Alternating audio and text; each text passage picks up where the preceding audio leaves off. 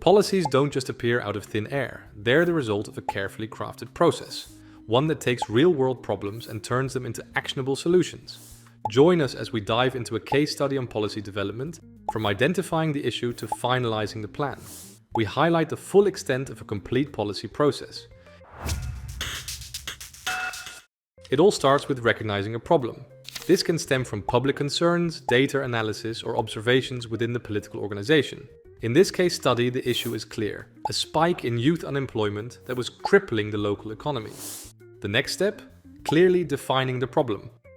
You need to understand the full extent of the issue, its root causes, who it affected, the underlying causes, and the potential consequences if left unaddressed.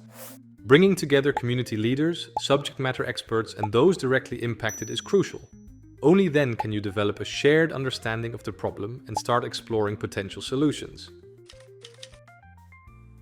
With the problem defined, it was time to dig deeper. We collected relevant data: unemployment rates, training program enrollment, economic indicators, and more.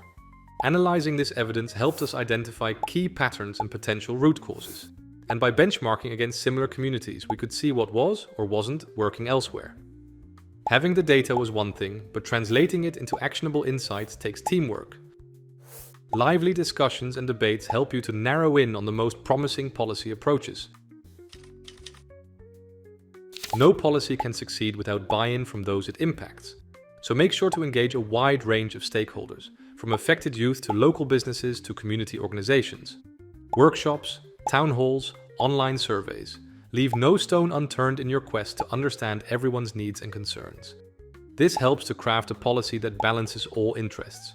Of course, you also turn to the experts. Policy analysts, academics, and officials lent their invaluable insights to strengthen your approach.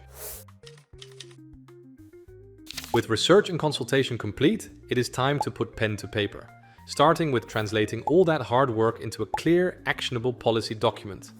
You define precise, measurable objectives, things like reducing youth unemployment by 20% over the next 3 years, and you build out a comprehensive implementation plan to ensure real impact on the ground. What exact measures do you propose? What would that cost? Where do you get this money from? Is it a one-time thing or does it need to be structural? Write all of this down. Of course, you can also just shout that youth unemployment must go down 20%.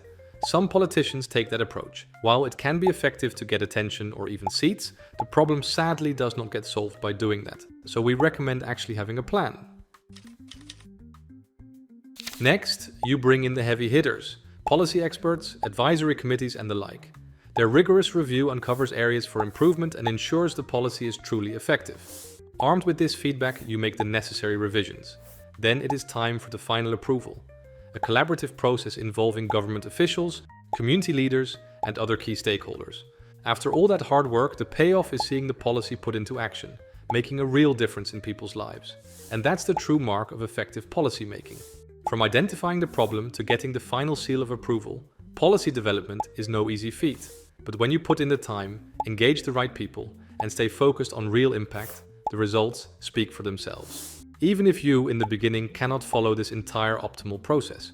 Because some steps are too complicated or certain experts are out of reach, it is always worth aiming at a full and complete process, or at least as much as possible. That way, your party will have the best possible policy and you'll actually be able to solve the problems you see.